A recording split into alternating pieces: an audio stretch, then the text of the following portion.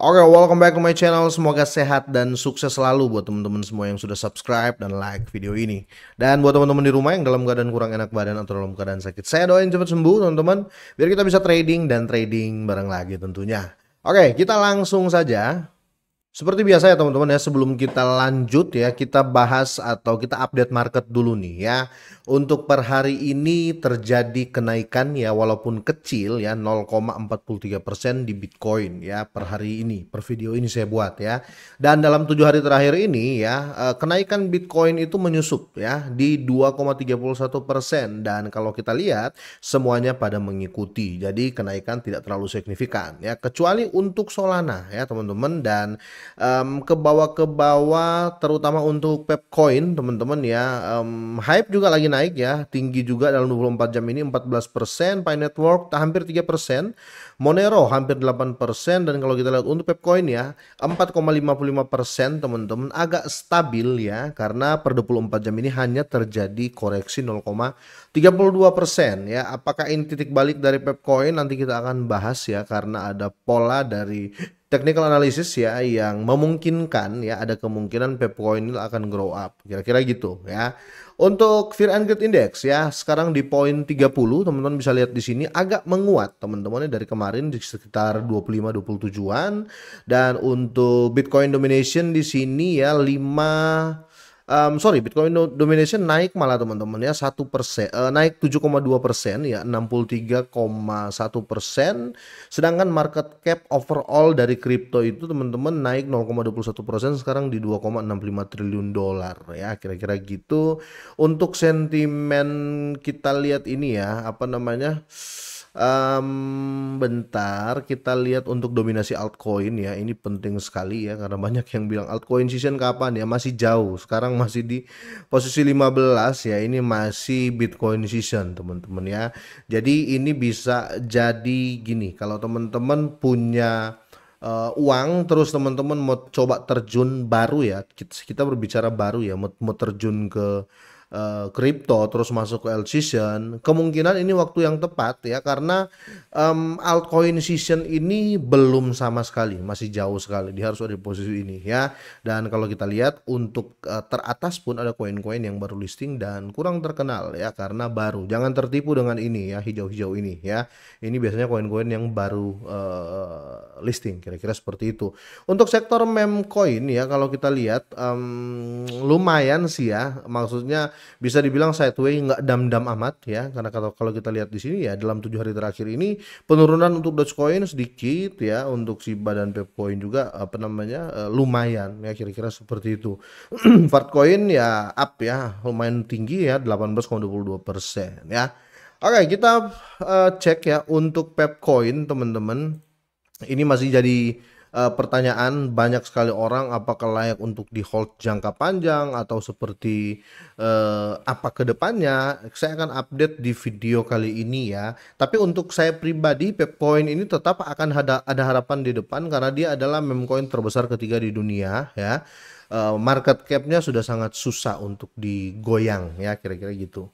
Dan kalau bisa dibilang ya, saya begitu yakin ya, ini koin PP ini ke depannya bakal bagus ya. Kalau koreksi ya normal-normal saja, Bitcoin aja koreksi kok. Kenapa saya begitu yakin ya dengan masa depan dari Pepcoin ini? Karena dia sudah CTO ya, community takeover. Jadi dia sudah nggak ada pemiliknya ya. Berbeda dengan kalau kita berbicara Ethereum dan lain-lain, itu masih ada ownernya ya. Kalau Pepcoin tidak ya, itu kenapa dia cepat sekali di listing di exchange besar ya, kira-kira seperti itu. Ada berita terupdate di sini, tapi saya nggak akan bahas semua teman-teman ya. Di sini dia lebih ke technical analysis ya. Jadi pergerakan Pepcoin ini dan potensi golden cross ya.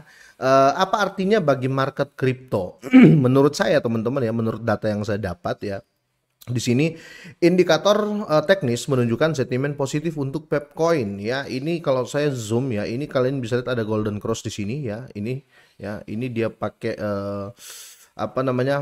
Moving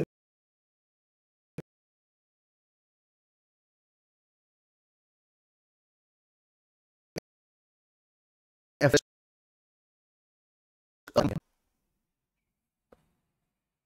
Bukan cuma itu juga ya, kita lihat di sini ada potensi pergerakan harga Pepcoin ini di masa depan atau ke depannya nanti ya. Tapi saya tidak terlalu optimis ya di ini karena kalau kita lihat di sini teman-teman ya, ini pergerakan yang ada di future market kira-kira seperti itu. Tapi orang lebih agresif di future market ya untuk Pepcoin. Bahkan yang ambil long itu teman-teman ya, itu tinggi banget ya. Berarti mereka yakin Pepcoin ini bakal naik lagi. Kira-kira seperti itu ya. Di sini jika pola golden cross berbentuk di time frame 4 jam ya berkembang menjadi golden cross di time frame harian, maka peluang kenaikan harga menuju ke 130 ya setara dengan 5078 ya kira-kira seperti itu. Dan selanjutnya hal yang paling terpenting adalah peningkatan minat investor dan posisi perdagangan, kira-kira gitu ya. Karena walaupun kita berbicara good news, bad news, kalau investornya diem ya, tidak ada yang aktif atau tidak ada yang masuk lagi atau tidak ada yang beli ya, otomatis harganya melempem ya. Atau bisa dibilang ya harganya gitu-gitu aja, sideways aja. Tapi mending teman-teman ya, kalau saya ya, mending dia sideways daripada memberikan loss kepada kita sebagai holder, kira-kira seperti itu. Karena menurut data dari open interest teman-teman ya, atau posisi kontrak derivatif, ini derivatif teman-teman ya, bukan di spot ya.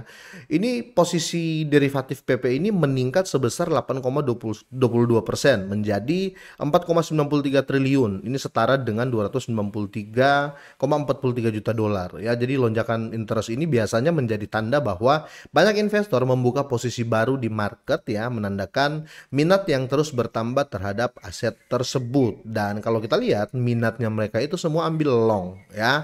Mereka ambil long berarti kalau teman-teman yang sudah main di future, main di trading, berarti mereka yakin banget akan ada kenaikan susulan dari Pepcoin, kira-kira seperti itu. Saya mau buka chartnya ya, yang saya cari di sini ya, temuan antara MA20 sama MA200 ya. Bentar, internet saya agak lemot nih, bentar. Oke, di sini saya buka dari apa namanya TradingView teman-teman ya biar dia lebih akurat ya. Kita lihat di sini teman-teman untuk time frame satu hari ini terjadi sideways. Kalau teman-teman mau hitung ya lihat aja ya sideways. Dari dalam beberapa hari ini teman-teman hampir sebulan ini harganya di sini aja teman-teman ya, mainnya di sini. Karena harga yang paling banyak disentuh ya. Bisa dibilang ini titik support untuk jangka panjang teman-teman. Tapi kalau kita buka ke time frame 4 jam bentar ya. Kita buka time frame 4 jam, teman-teman kalian bisa lihat di sini sama juga ya. Ini memang terjadi sideways yang cukup lama untuk Pepcoin ya, kira-kira seperti itu. Selanjutnya saya mau lihat dari segi moving average cross ya, teman-teman ya. Kita lihat di sini. Bentar. Oke, moving average cross untuk time frame 4 jam, teman-teman lihat ya. Nah, ini sudah terjadi yang namanya golden cross ya, ketika dua garis, aduh, saya pakai time frame satu hari lah ya biar agak gede nih. Nah, bentar. Oke, time frame 4 jam teman-teman. Sorry, time frame satu hari ya. Ini sudah membentuk pola bullish ya teman-teman ya. Tren kenaikan. Ini tren kenaikan dan terjadi golden cross di sini. Teman-teman bisa lihat ya. Ini golden cross ini daerah titik-titik rawan di mana langsung terjadi pump ya. Kira-kira seperti itu. Kalau ini kenapa golden cross tidak terjadi pump? Karena sini ada doji candle ya. Kira-kira seperti itu. Jadi teman-teman bisa lihat ya. Di sini sudah sangat-sangat jelas ya. Sangat-sangat jelas ya. Ini terjadi apa namanya tren naik ya. Ini sudah terjadi tren naik, sudah terjadi di sini break ya, di sini candle break ya. Istilahnya ketika terjadi penurunan yang signifikan ya, dia tidak terjadi lagi karena terjadi reject. Makanya dibilang candle break untuk naik lagi. Dan dalam time frame satu hari ini teman-teman lihat ya, posisinya ini higher high semua ya. Jadi higher high, higher high, higher high. Jadi belum terjadi higher low. Kita tinggal tunggu di sini. Kalau dia terjadi koreksi dan melewati batas ini teman-teman ya, kalau dia melewati batas ini ya, Kemungkinan bisa terjun lagi ya. Jadi ini cukup signifikan. Tapi kalau kita lihat sudah terjadi golden cross di sini, kemungkinan akan terjadi historical seperti yang di sini ya. Teman-teman bisa lihat ini ya. Golden cross di sini langsung terjadi kenaikan beruntun. Dan kalau kalian lihat pola yang ini ya, sama juga sih menurut saya ya. Ya, ini ya. Ya kan? Jadi ya sudah ada apa ya? Sudah ada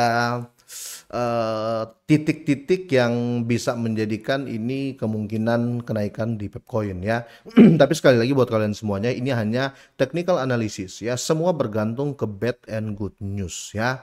Kira-kira seperti itu. Target harga menurut saya kalau untuk Pepcoin ya dia berada di harga sering disentuh aja ya. Harga yang paling sering disentuh di sini ya.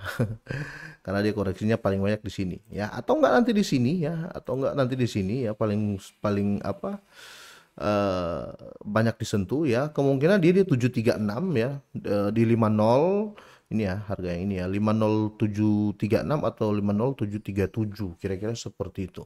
Kita tunggu ya, apalagi di sini kalau terbentuk head and shoulder ya ini sudah saya bisa pastikan akan terjadi kenaikan ya. Tapi sekali lagi teman-teman ya, itu menurut saya pribadi dan ini hanya technical analysis ya. Semoga ini bermanfaat ya. Silahkan drop komen jika kalian tertarik dengan konten ini. Semoga ini bermanfaat. Semoga sehat dan sukses selalu buat kalian semuanya.